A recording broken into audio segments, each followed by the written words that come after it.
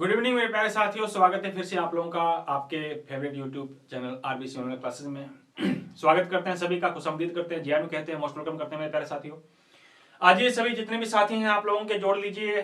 कल की क्लास थोड़ा नहीं हो पाई, आज वापस आप लोगों के सामने केमिस्ट्री लेकर के आप लोगों के सामने हाजिर हैं।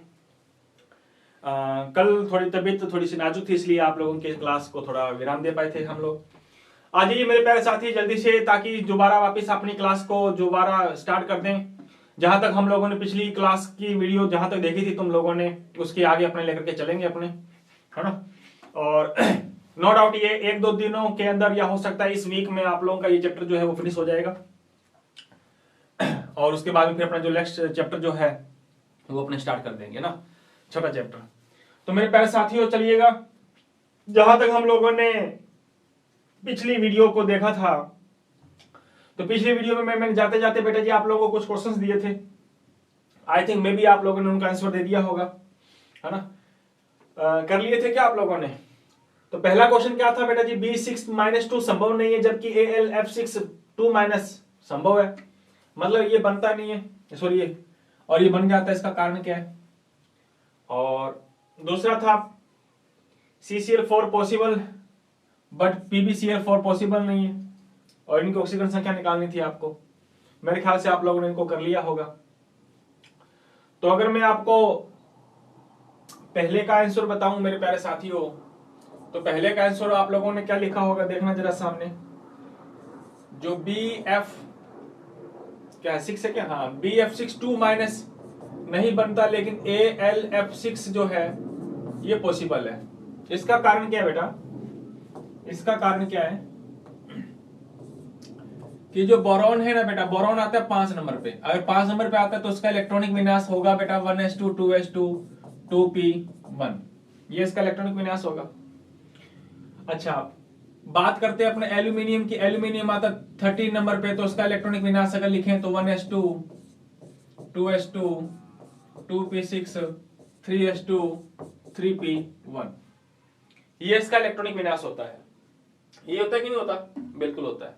अच्छा तुम लोगों ने ये पढ़ा होगा क्या पढ़ा होगा कि 2d की अगर बात करें तो इसमें d ऑर्बिटल होते हैं क्या बेटा? इसमें d ऑर्बिटल प्रेजेंट नहीं होते, लेकिन इसमें d orbital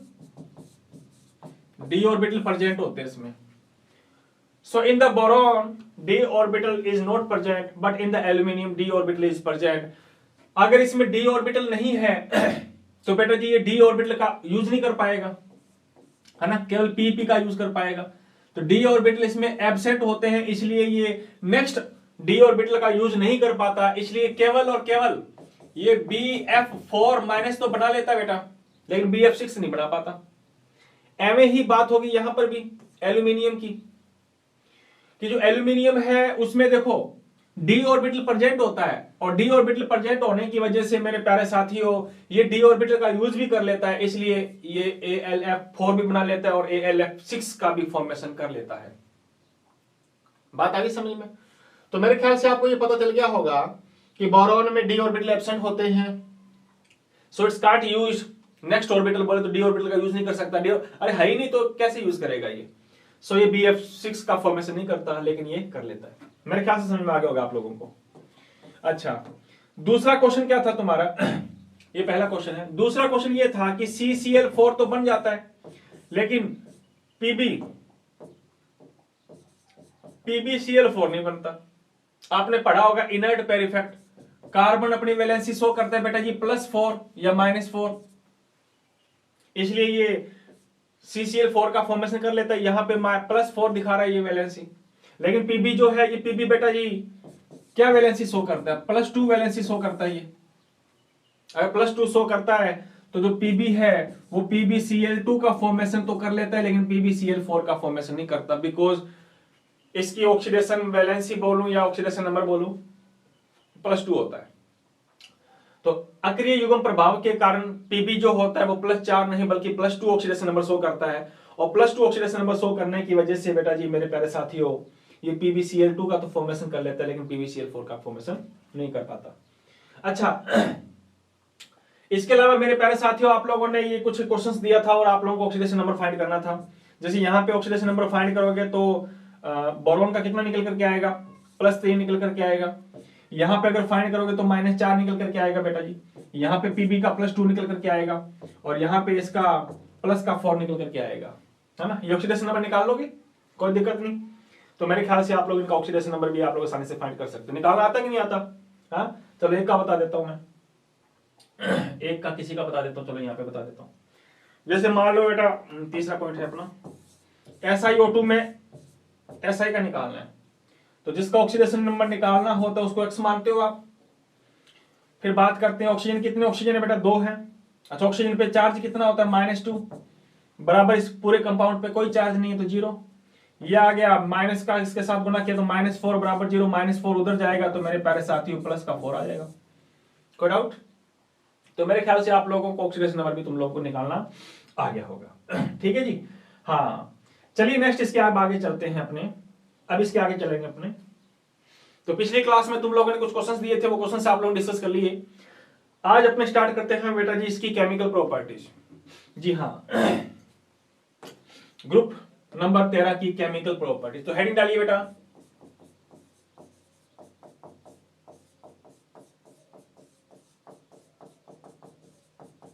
chemical properties of group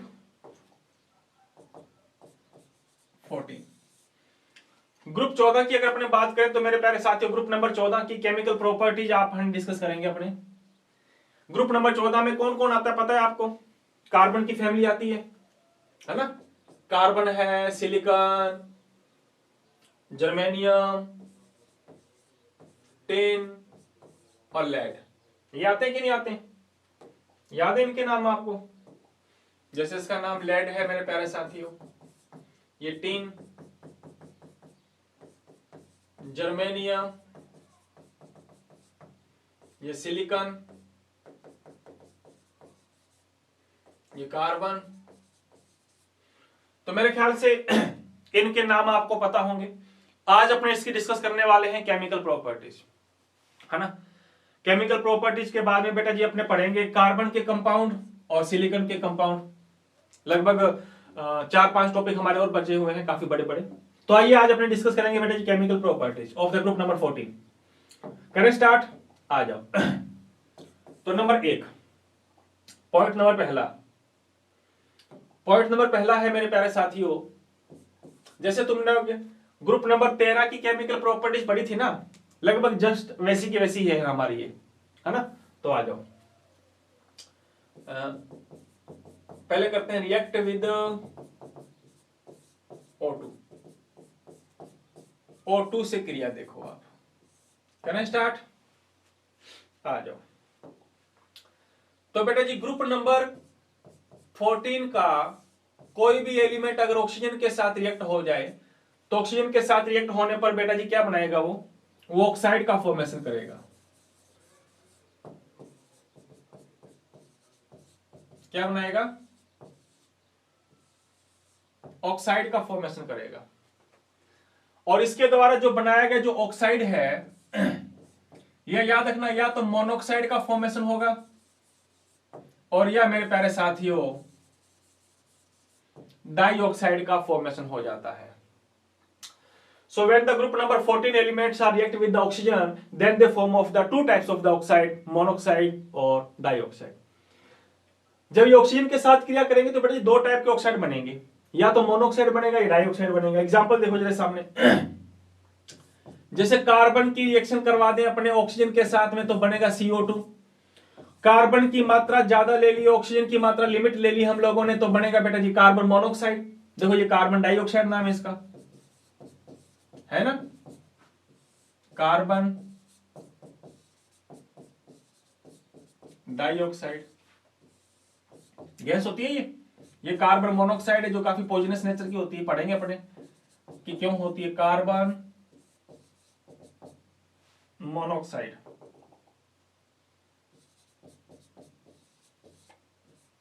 carbon monoxide है ये, है ना। हाँ जी। अच्छा, ऐसे सिलिकॉन की बात ले लो, ये लो सिलिकॉन की रिएक्शन करवा दी तुमने तो SiO2 बन गया। तो कहने की मेन बात क्या है,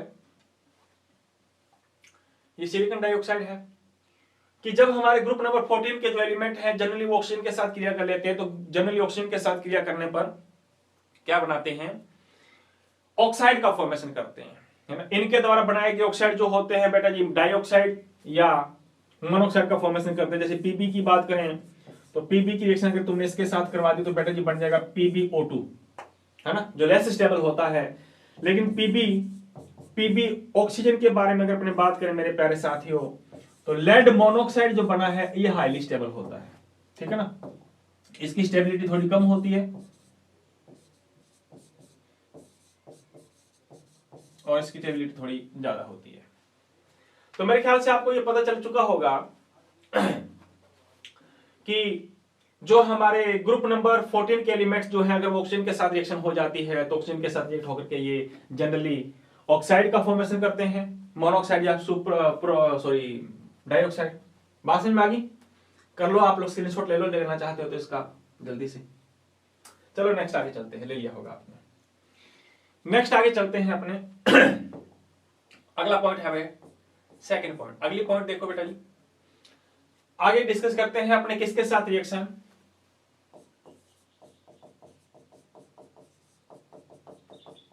रिएक्ट विद हैलोजन। ये लो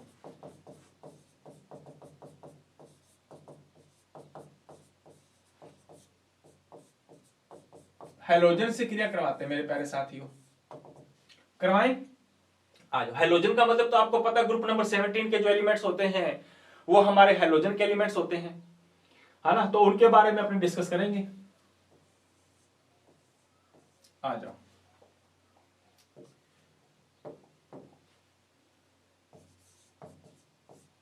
तो ग्रुप नंबर 14 की रिएक्शन करवा दो आप हैलोजन के साथ। तो ग्रुप नंबर 14 की रिएक्शन अगर आप लोग हैलोजन के साथ करवाओगे तो हैलोजन के साथ करवाने पर बेटा जी ये जनरली क्या बनाएंगे, हाँ, हैलाइड का फॉर्मेशन कर लेंगे।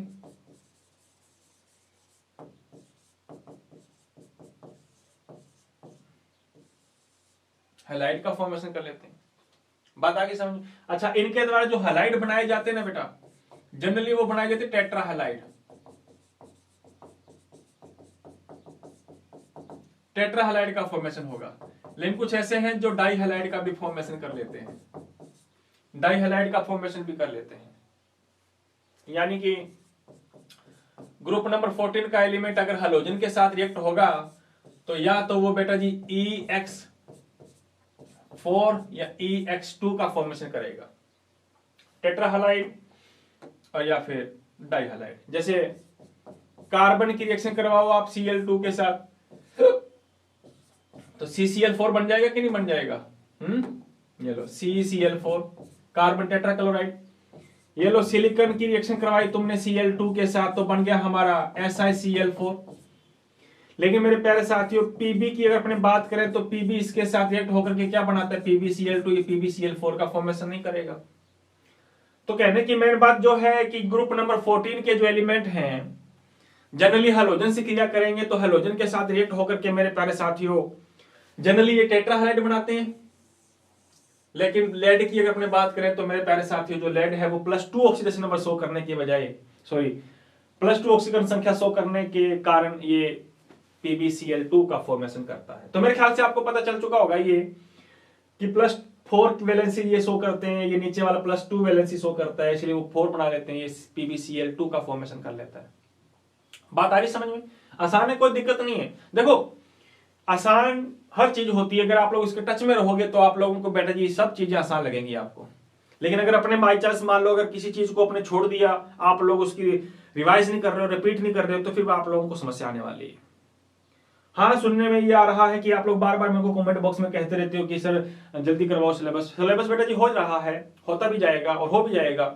लेकिन जो पीछे जो तुम लोगों ने बेटा जो कंप्लीट कर लिया ना, उसको अब आप लोग याद करो। नो डाउट कईयों को अच्छी तरह से याद होंगे, लेकिन आप लोग मेरे से ज्यादा आप लोग अच्छी तरह से जानते हो अपने खुद को कि मुझे कौन सा चैप्टर कितना याद है, कौन से चैप्टर में क्या प्रॉब्लम है, कौन सा चैप्टर मुझे वीक है और कौन सा चैप्टर मुझे या मेरे लिए काफी मुझे अच्छी तरह से आता है। तो वो मेरे से ज्यादा बेहतर आप लोग अपने आप को जानते हो। इसलिए आप क्या करो, जो चैप्टर आप लोगों का अभी तक वीक है तो उस चैप्टर को आप लोग दोबारा वापस पढ़ो, आप वापस वीडियो देखो, आप और फिर भी अगर प्रॉब्लम आती है फिर कमेंट बॉक्स में मुझे आप लोग बताओ कि सर ये दोबारा से एक बार वापस एक्सप्लेन कर दो हमें, है ना, तो वो मैं वापस आप लोगों को एक्सप्लेन कर दूंगा। लेकिन बेटा जी सुनने में ये भी आ रहा है कि बोर्ड एग्जामिनेशन के साथ साथ में हो सकता है आप लोगों के 11th के भी एग्जामिनेशन स्टार्ट हो जाए, सुनने में ये भी आ रहा है। तो अभी अपने फाइनल नहीं कह सकते कि हो सकता है मिड अप्रैल या लास्ट अप्रैल के एग्जाम हो अपने स्टार्ट, या हो सकता है मिड अप्रैल में शुरू हो जाए, जैसे बोर्ड के एग्जाम आप लोगों के शुरू होने वाले हैं उसके साथ में, है ना। अदर स्टेट की मैं बात नहीं कह सकता, जैसे अपने राजस्थान बोर्ड की तो मैं बात कर सकता हूँ। अदर स्टेट जैसे एमपी है, हरियाणा, पंजाब बोर्ड वगैरह जो भी है, आई थिंक हो सकता है कई बोर्ड जैसे कई यूपी से जुड़े हुए हैं हमारे प्यारे साथी, तो कई जैसे हैं वहां पे अलग अलग, जैसे मार्च में एग्जामिनेशन शुरू होने वाले हैं वहां पे, है ना, कईयों के। तो इसलिए आपने बात करें तो लगभग ऑलमोस्ट देख करके चलो तो अप्रैल तक अपना एग्जामिनेशन जो है वो हो जाएगा, है ना। और वैसे दूसरे सब्जेक्ट दूसरे स्टेट के भी जुड़े हुए हैं बच्चे, तो बेटा जी लगभग अपना कोर्स जो था वो कंप्लीट लगभग हो चुका है ना। देखते हैं अब आगे क्या होता है, कब एग्जामिनेशन हो हमारे। लेकिन बस आप लोगों को तो गुजारिश ये है कि आप लोग रोजाना क्या करते रहा करो, रीडिंग लगाते रहा करो आप, तो मेरे ख्याल से आप लोगों को समस्या नहीं आएगी। चलिए नेक्स्ट आगे चलते हैं।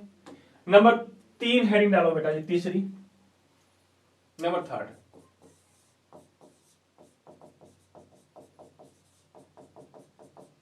रिएक्ट विद H2O, जल से क्रिया। अच्छा, अब जल से क्रिया क्या होती है बेटा, याद रखना जनरली, दिख रहा है क्या, नहीं दिख रहा तो अपने ये वाला यूज कर लेते हैं। Generally group 14 element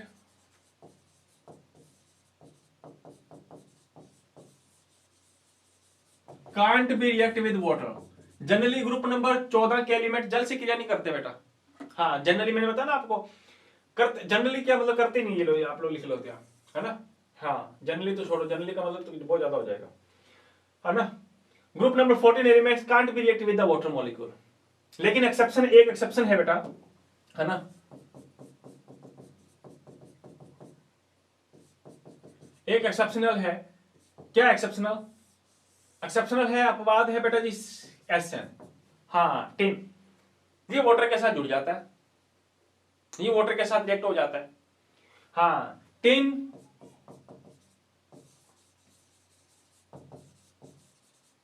react with H2O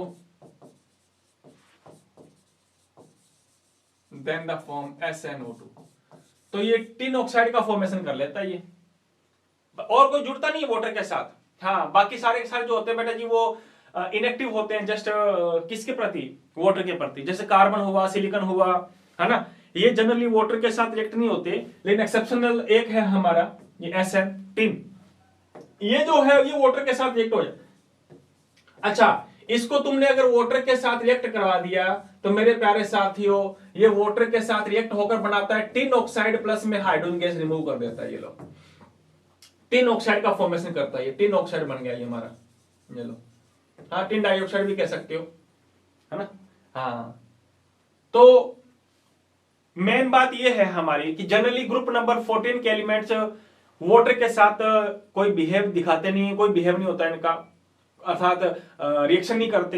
लेकिन अपवाद एक ही है टिन, जो वाटर के साथ रिएक्ट कर लेता है, और वाटर के साथ रिएक्ट करके बेटा जी क्या बनाता है, SnO2 का फॉर्मेशन कर लेता है। तो मेरे ख्याल से प्रश्न आप लोगों का ऐसे आ सकता है कि which element of the group number 14 react with the water molecule, group 14 का ऐसा कौन सा तत्व है जो वाटर के साथ रिएक्ट हो जाता है। हाँ तो ये रहा हमारा वो एक्सेप्शन टिन। बाकी जो एलिमेंट है मेरे प्यारे साथियों वो जनरली वाटर के साथ रिएक्ट होकर के कोई कंपाउंड का फॉर्मेशन नहीं करते। लेकिन हमारा ये अपवाद है जैसे tin SN is exceptional which react with the water then it's convert into the tin oxide. तो मेरे ख्याल से आपको पता चल चुका होगा कि है ना ये कौन से एलिमेंट जो है इसके साथ रिएक्ट हो जाते हैं। बस एक्सेप्शन में याद रखना बेटा जी एक ही है हमारा। तो अभी तक हमने पढ़ा है बेटा जी जल के साथ रिएक्शन हम लोगों ने डिस्कस कर ली, और सिलिका किसके साथ हेलोजन्स के साथ डिस्कस कर ली तुम लोगों ने, ऑक्सीजन के साथ में भी डिस्कस कर लिया आप लोगों ने, ये तमाम अभिक्रियाएं, है ना। तो आइएगा अब आगे चलते हैं अपने केमिकल प्रॉपर्टीज। आप लोगों की जनरल इतनी आप लोगों को याद रखनी है ना। ऑक्सीडेशन नंबर आगे अगर आप लोगों को बताऊं मैं, तो ऑक्सीडेशन नंबर शायद तक आप लोगों को मैंने बता ही दिया शायद तक, कि जनरली जो ग्रुप नंबर 14 के जो एलिमेंट्स होते हैं वो +4 ऑक्सीडेशन नंबर शो करते हैं, है ना। और इनर्ट पेयर इफेक्ट की वजह से जो नीचे वाले एलिमेंट हैं हमारे, है ना, वो +4 के बजाय +2 ऑक्सीडेशन नंबर जो है वो शो करते हैं। तो आई थिंक मे भी आप लोग इसके बारे में आप लोग बता सकते हो। तो ये थी बातें बेटा जी हमारी केमिकल प्रॉपर्टीज के बारे में, कि कौन किसके साथ रिएक्ट दिखाएगा, कौन किसके साथ रिएक्शन शो नहीं कर पाएगा, उसके बारे में हमारी तमाम बातें हो चुकी हैं। चलिए नेक्स्ट आगे चलते हैं अपने जो काफी इंपॉर्टेंट टॉपिक हम लोगों ने पढ़ना है। आ जाओ, अब पढ़ेंगे बेटा जी कार्बन के अपर रूप। हाँ,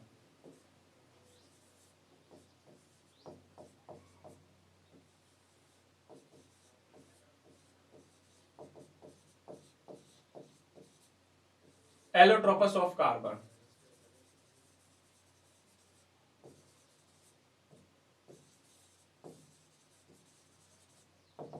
एलोट्रोपस ऑफ कार्बन,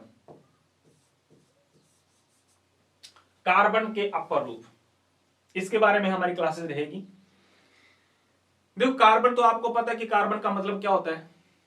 देखो ऐसा मत समझना कि कार्बन जो है मतलब कोयले में है तो कोयला काला होता है तो कार्बन भी ब्लैक होगा, ऐसा नहीं है। देखो अपने दूध पीते हैं, दूध में भी कार्बन होता है ना। मतलब लकड़ी की अगर जलाए तो उसमें भी कार्बन, खाना खाते हैं कार्बन में, खाने में आप लोग कुछ भी खाओ, इडली डोसा मसाला कुछ भी खाओ, आप जितनी भी चीजें खाते हैं उससे हमें कार्बोहाइड्रेट मिलता है, और उसी कार्बोहाइड्रेट के अंतर्गत कार्बन प्रेजेंट होता है बेटा। तो यूं मत समझना कि कार्बन मतलब कोयले में पाया जाता है केवल। ये देखो ये प्लास्टिक है, ये मार्कर, इस प्लास्टिक में भी कार्बन है हमारा। आप लोग पॉलीथीन की थैलियां इस्तेमाल करते हो, पॉलीथीन की थैलियों में भी कार्बन है। बात आ रही समझ में। हाँ, तो जनरली हर दुनिया की जनरली हर चीजों में कार्बन प्रेजेंट जनरली होता ही होता है। हाँ, वाटर मॉलिक्यूल की अपने बात करें तो जल है ऐसा जिसमें कार्बन नहीं होता, है ना। जल का फॉर्मूला H2O पता है। तो जनरली बाकी जो चीजें हैं जनरली दुनिया में, है ना, सबसे ज्यादा जो कंपाउंड है बेटा जी कार्बन के हैं। और सबसे बड़े कंपाउंड की अगर अपने बात करें तो सबसे बड़े कंपाउंड भी किसके हैं बेटा, कार्बन के ही है ना। तो उस कार्बन एटम्स के बारे में बात कर रहे हैं अपने एलोट्रोपस के बारे में। तो पहले तो अपने को यह पता होना चाहिए कि एलोट्रोपस का मतलब क्या होता है, किसे कहते हैं एलोट्रोपस, अपर रूप का मतलब क्या होता है। हाँ, आ जाओ, मान लो कोई सब्सटेंस है ये, ठीक है जी, ये कोई पदार्थ है। अच्छा, ये पदार्थ जो है वो नेचर की अगर अपने बात करें तो नेचर में बेटा जी ये 2-3 रूपों में पाया जाता है। मान लो ये सब्सटेंस इसमें, है ना, और इसमें और इसमें, मतलब ये पदार्थ है जो नेचर में 3 रूपों में पाया जाता है। ए फॉर्म में भी प्रेजेंट है, बी फॉर्म में भी प्रेजेंट है, और सी फॉर्म में भी प्रेजेंट है। 3 फॉर्म है इसकी। मान लो ये कोई सब्सटेंस कोई भी हो सकता है, ठीक है, हाँ कोई भी हो सकता है। इसकी 3 फॉर्म है। कोई पदार्थ जब प्रकृति में 2 रूपों में या 2 से ज्यादा रूपों में पाया जाता है, देखो ये 2-3 रूप है इसके, मान लो। अच्छा, इन सभी प्रॉपर्टीज, इन सभी रूपों की अगर अपने प्रॉपर्टीज की बात करें ना बेटा, इन सभी रूपों की अगर अपने बात करें, इन सभी रूप के या रूपों के गुण धर्मों की अगर अपने बात करें ना बेटा, तो गुण धर्म सब एक दूसरे के क्या होते हैं, गुण धर्म भिन्न भिन्न होते हैं। प्रॉपर्टीज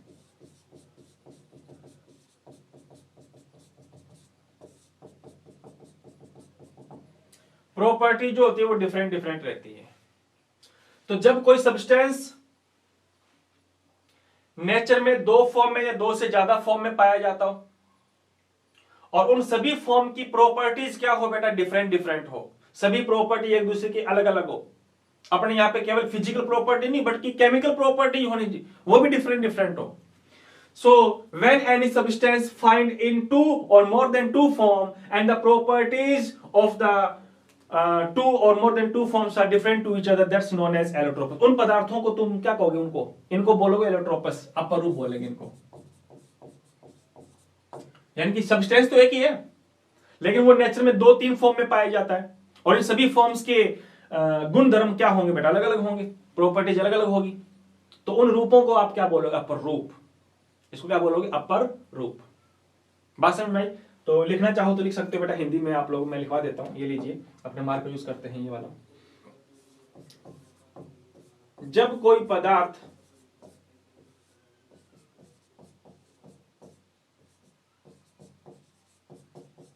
प्रकृति में दो या दो से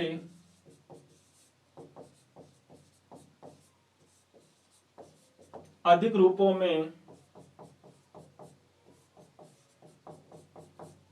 पाया जाता है तथा इन रूपों के गुणधर्म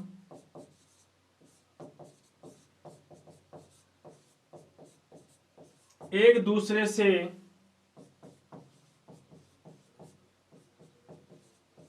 भिन्न भिन्न होते हैं, तो उन रूपों को अपर रूप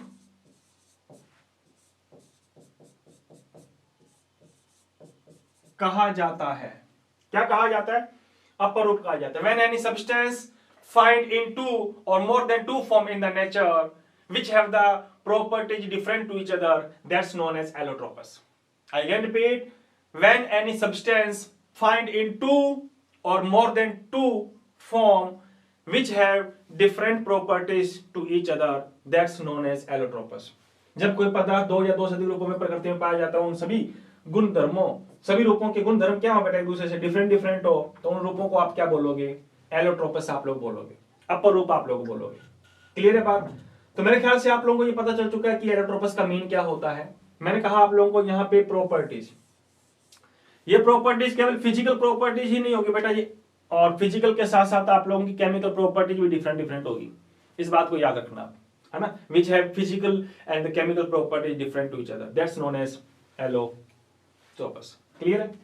अच्छा, अपने यहां पे बात कर रहे हैं बेटा जी कार्बन की, है ना? अब अपने कार्बन की अगर अपने बात करें तो कार्बन के अपर रूप अगर आप लोग डिस्कस करना चाहते हो तो शायद तक छोटी क्लासों में तुम लोगों ने पढ़ा हुआ होगा कि कार्बन के अपर रूप कौन कौन से होते हैं।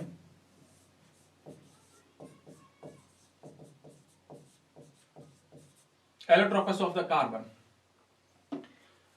तो कार्बन के जनरली बेटा जी अपने अपर रूप के बारे में बात करें तो कार्बन के जनरली बेटा जी दो टाइप के अपर रूप होते हैं हमारे, है ना? कितने टाइप के होते हैं बेटा? दो टाइप के होते हैं। एक तो होता है क्रिस्टलाइन कार्बन और दूसरा होता है बेटा जी अमोर्फस कार्बन।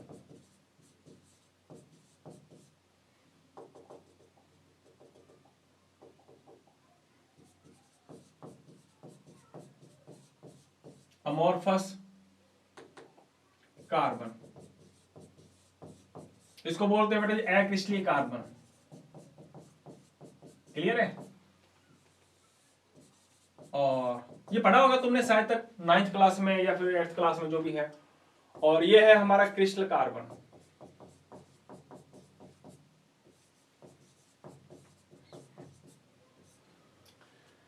लेकिन छोटी क्लास में जब तुमने पढ़ा था तो कुछ शॉर्ट में पढ़ा था, अपने यहाँ पे थोड़ा लॉन्ग टर्म में लेकर के चलेंगे अपने हर चीजों को। तो कार्बन के एलोट्रोपस की अगर अपने बात करें तो बेटा जी कार्बन के एलोट्रोपस जो होते हैं वो दो टाइप के होते हैं। एक तो होता है क्रिस्टलाइन कार्बन, एक होता है अमोर्फस कार्बन। हाँ, इसको नॉन क्रिस्टल कार्बन भी कह सकते हो आप। अच्छा, ये कैसा फॉर्म है? ये कार्बन का ऐसा फॉर्म है बेटा जी जिसमें कार्बन जो होगा ना वो कौन सी फॉर्म में होगा? क्रिस्टल फॉर्म में होगा। बोले तो क्रिस्टल अवस्था में होगा,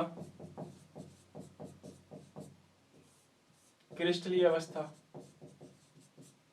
जो स्ट्रॉन्ग होगी और स्ट्रॉन्ग के साथ काफी बेटा हार्ड होगा ये वाले।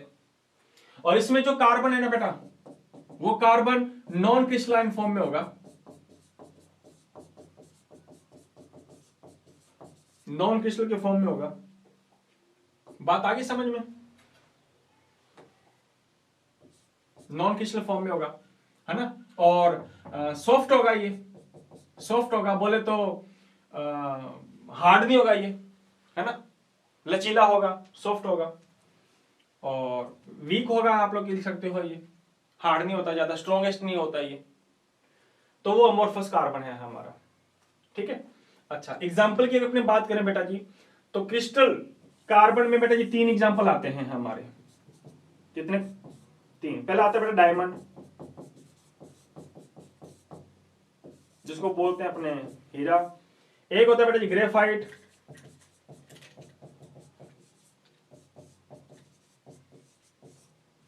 एक होता है बेटा फुलरीन,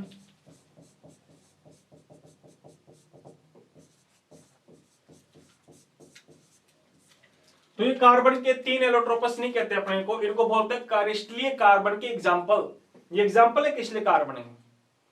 कल को ऐसे मत पूछ ले आप लोगों से कि भैया कार्बन के अपर रूप बताओ, तो कार्बन के एलोट्रोपस आप लोग हीरा, ग्रेफाइट, फुलरीन ये मत लिख के आना। These are the example of the crystalline carbon, ये क्रिस्टल कार्बन के एग्जाम्पल हैं, एलोट्रोपस नहीं है। एलोट्रोपस तो ये वाला कहोगे आप लोग कि कार्बन के 2 टाइप के एलोट्रोपस होते हैं, ये लाओ, एक तो क्रिस्टलीय कार्बन, एक होता है अमोर्फस कार्बन, एक क्रिस्टलीय कार्बन। क्रिस्टलीय कार्बन में ये एग्जाम्पल है, ठीक है। ये वाले जो 3 एग्जाम्पल लिखे मैंने, these are the example of the crystalline carbon, ये क्रिस्टलीय कार्बन अपर रूप है। और ये वाले इसके एग्जाम्पल की अपने बात करें बेटा, जैसे इसमें अगर आप लोगों ने सुना होगा कोल, कोल बोले तो कोयला, जिसको अपने कोक भी कह सकते हैं। अब कोक इतना हार्ड थोड़ा ना होता है, सॉफ्ट ही तो होता है। अगर आप लोग उसको जोर से नीचे पटकोगे या हथौड़ा ठोकोगे, हथौड़ा मारोगे, तो आप लोग देखोगे, हाँ, आसानी से चकनाचूर हो जाएगा, सॉफ्ट होता है ज्यादा। आप लोग जोर से ऐसे पीसोगे तो आसानी से आप लोग उसको पीस सकते हो। डायमंड को पीस कर देखो आप, हाँ। कोल की बात करें अपने, चारकोल की बात करें, है ना, charcoal.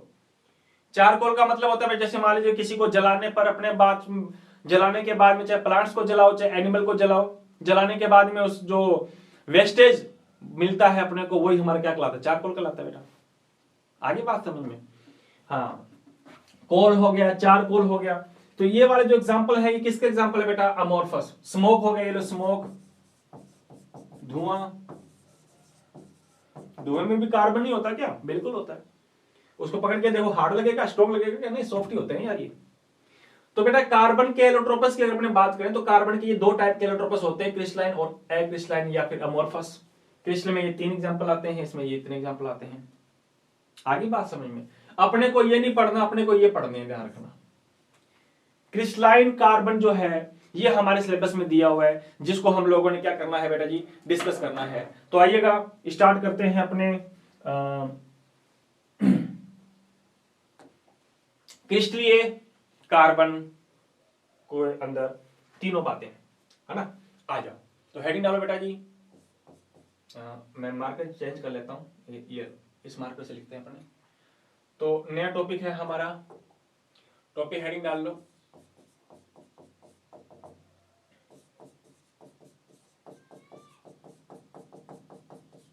Crystalline carbon.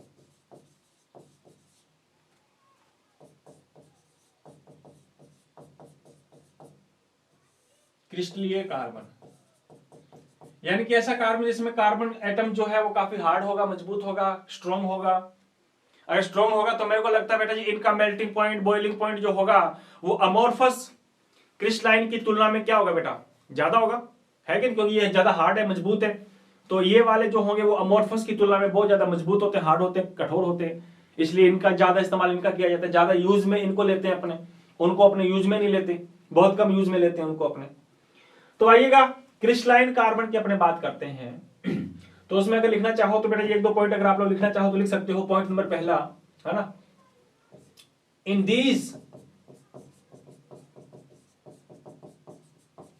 these type of the allotropes of carbon लिखें। in these type of the allotropes carbon is find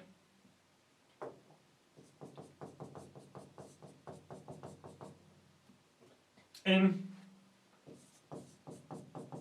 solid, लिखो हार्ड या strongest form. In this type of the allotropes carbon atom या carbon is find in solid, hard और strongest form.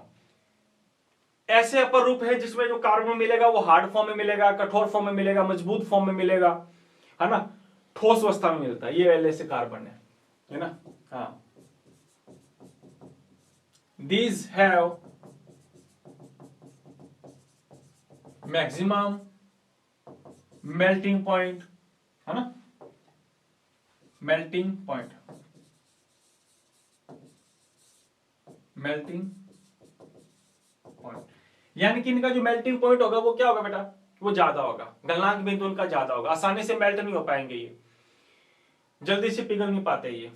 तो ये वाले ऐसे होंगे हमारे। एग्जाम्पल मैंने आप लोगों को बताया था पहले भी, अभी वापस एक बार रिपीट कर देता हूं मैं इसका एग्जाम्पल, है ना। एग्जाम्पल है बेटा जी डायमंड, इसका एग्जाम्पल है, हाँ, diamond, graphite, and third is the fullerene,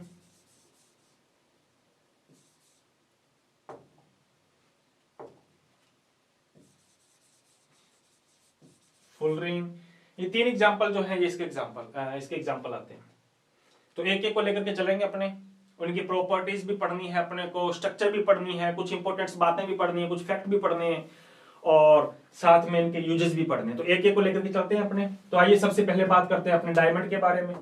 तो हेडिंग डालिए बेटा जिसमें सबसे point number first, diamond.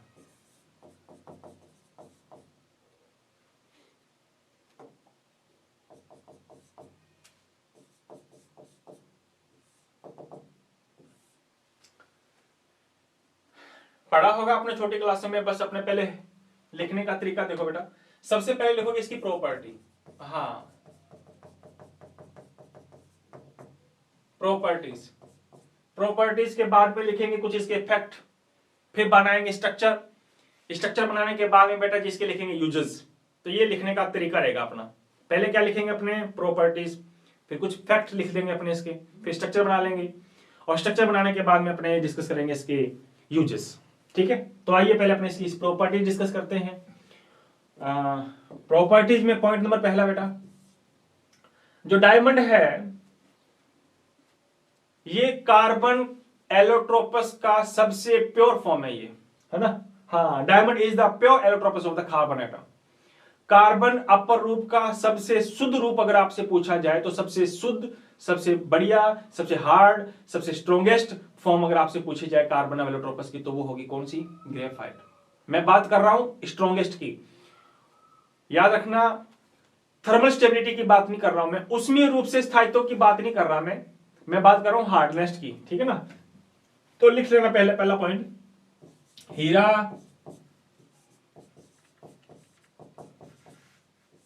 Carbon का अति शुद्ध रूप है। ठीक है ना जी, हाँ, diamond is the pure allotropes of carbon, pure allotropes of carbon. Next point, हीरा एक कठोर तथा मजबूत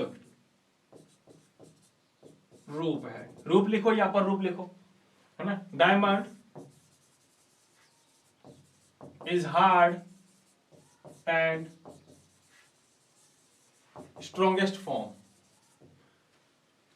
सबसे हार्ड और सबसे स्ट्रॉन्गेस्ट फॉर्म है ये किसकी, कार्बन एलोट्रोपस की। ठीक है ना, आ जाओ नेक्स्ट आगे लिखोगे, हीरे में केवल कार्बन परमाणु पाए जाते हैं, कार्बन परमाणु पाए जाते हैं। देखो ये बात लिखने की जरूरत नहीं है क्योंकि पहला पॉइंट तुमने लिख ही दिया, is the pure allotropes of the carbon. Carbon का अति शुद्ध रूप है, अगर कार्बन का अति शुद्ध रूप है तो केवल कार्बन कार्बन ही होगा उसमें, कार्बन के अलावा कोई अलग एटम होंगे नहीं उसमें, है ना। तो लिखना जो फिर भी लिख लो आप लोग केवल, है ना। इन डायमंड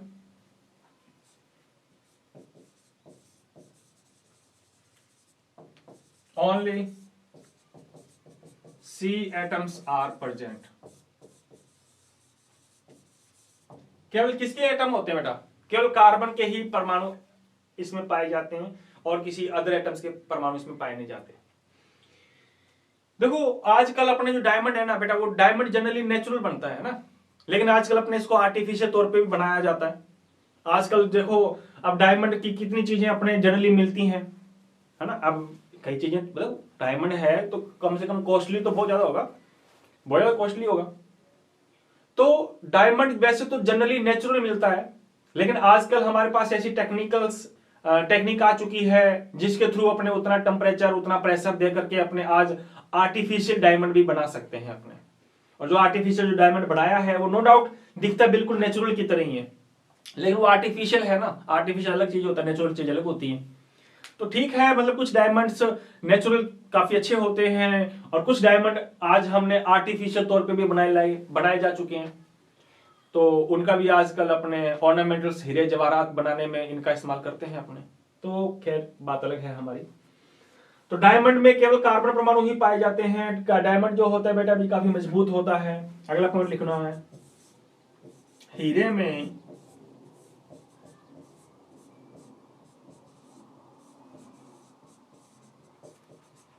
एक कार्बन परमाणु कितने से जुड़ता है बेटा? एक कार्बन परमाणु अन्य 4 कार्बन परमाणु से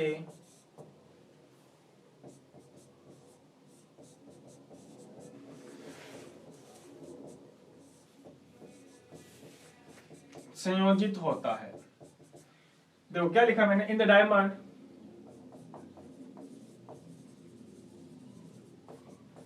one C atom bonded with other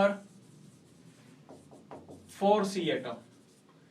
diamond में क्या होता है, 1 carbon atom is bonded with another C atom, another 4 C atom, अन्य 4 कार्बन परमाणु से क्या होता है, जुड़ा हुआ रहता है। अगर एक कार्बन 4 से जुड़ा रहता है तो वैसे तुमको पता है, एग्जांपल के तौर पे अगर मैं बताऊं तो बेटा एक कार्बन ये रहा, वो कितने से जुड़ा रहेगा? वो जुड़ा रहेगा 4 से। ये लो चौथा कार्बन आप लोगों को डैश डैश करके पीछे दिखा देता हूं, ये लो ऐसे एक कार्बन परमाणु 4 से जुड़ता है इसमें। और आप ये जानते भी होंगे कि कार्बन की अगर अपने बात करें मेरे प्यारे रसगुल्लो, तो कार्बन की वैलेंसी कितनी होती है? कार्बन की वैलेंसी होती है 4, होती कि नहीं होती? कार्बन की वैलेंसी 4 होती है। अगर कार्बन की वैलेंसी 4 होती है तो क्या कोई फ्री इलेक्ट्रॉन है? क्या कोई फ्री इलेक्ट्रॉन नहीं है। हाँ तो लिख देना due to not present any free electron in diamond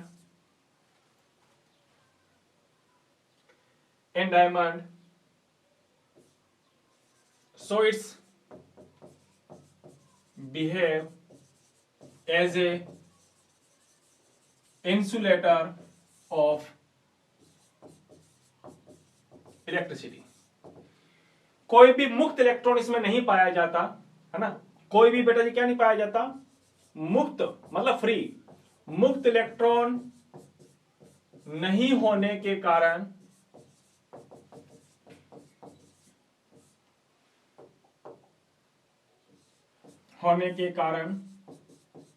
हीरा विद्युत का क्या होता है बेटा? कुचालक होता है। यह प्रश्न कई बार पूछा जाता है, छोटी क्लासों में भी पूछा जाता है, नो डाउट आपके कई बार हाफिली में भी पूछ लिया जाता है क्वेश्चन इस प्रकार से। अब लेकिन अपने हाफिली तो होगी, अपना एनुअल होने वाले, तो एनुअल में भी प्रश्न पूछा जा सकता है। वैसे हाफिली में तो ये कई बार आता नहीं चैप्टर, लेकिन कई बार आ भी जाता है ना। अच्छा तो देखो प्रश्न ये पूछा जाता है, why diamond is insulator of the electricity. क्या कारण है कि डायमंड विद्युत का कुचालक होता है? तो तुम बताओगे कि डायमंड में एक atom carbon atom another 4 carbon atom से कनेक्टेड रहता है, इसलिए चारों वैलेंसी इसकी जुड़ी हुई है, चारों वैलेंसी कंप्लीट है।